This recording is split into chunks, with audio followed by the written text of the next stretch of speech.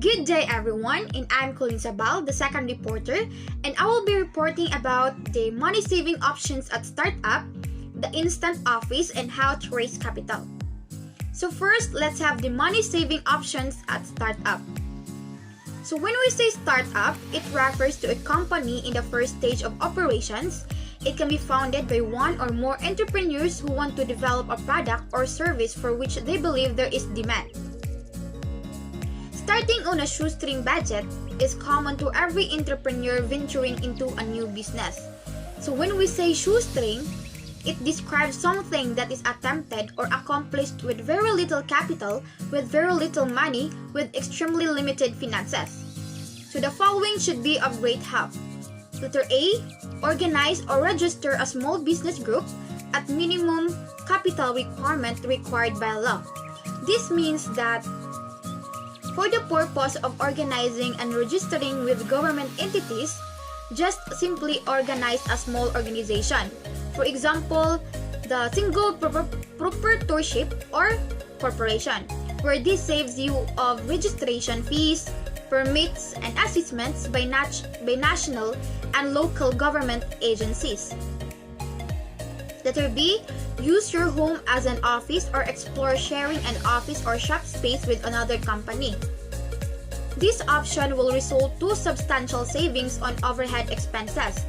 There are existing companies which rents mailboxes and shadow address complete with global kit amenities like telephone, fax, email, and office cubicles or conference room which are available on an as-needed basis.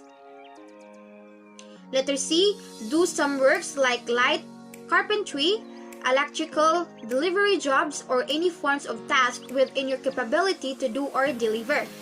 And letter D, purchase used office equipment and machinery, but be wise and take extra precautions in doing so. In purchasing office equipment and machinery, preferably you can buy it from your friends or auction houses or surplus shops and parties who can provide help and assistance on your startup operations. Letter E, use part-time specialists or skilled workers.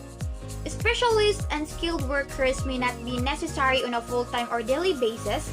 It should be worth dealing with them on a part-time or on-call basis.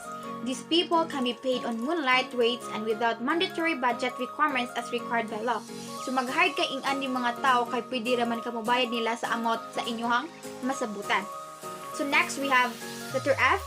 Rather than hiring full-time and salaried personnel, begin sales efforts by hiring representatives or agents.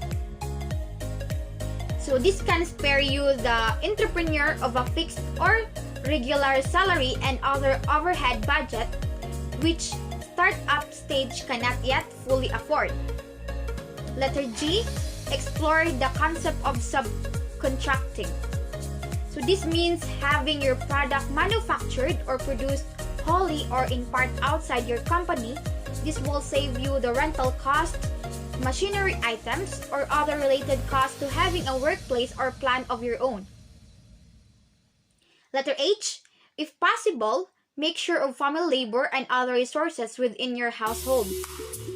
So given proper motivation, your family are just as efficient and effective as employees you have paid for, and they are in a position to sacrifice and work hard for startup organizations, unlike paid labor that are simply more concerned with their salaries as workers. Letter I, make use of free public relations instead of paid advertising.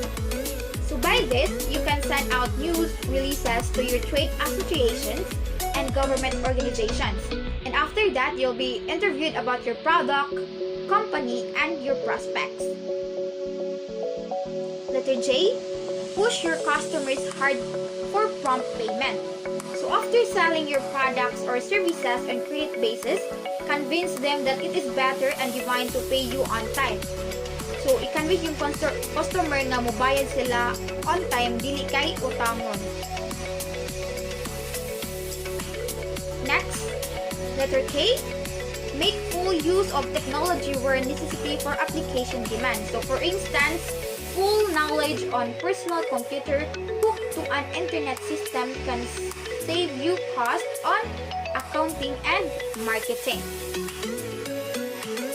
And now, let's proceed to the Instant Office.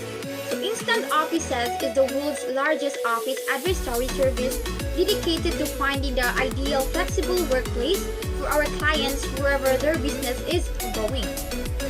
So early teachings in doing business looks at structured center approach, where entrepreneurs have to be concerned first about where to establish an office and buying those necessary provisions, including support staff normally needed in doing business. Business or entrepreneurs commence with having an office or workplace and other amenities like furniture, typewriter, phone lines, fax machine, trash cans, which means spending for overhead items. These situations can be avoided by letting someone else to do it or by simply renting office address and spaces like those offered by Fax and Parcel, Mailbox, and Regus Business Center. So in Regus Business Center, their instant offices attracts not only local entrepreneurs but also foreign investors as well. Regus provides instant office, fully equipped and staffed office tailor-made to suit specific needs of clients. The range of services provided by the Regus and the kind of service providers eliminates the hassles of paperwork and other organizational headaches with its signed up-to-date move in tomorrow feature.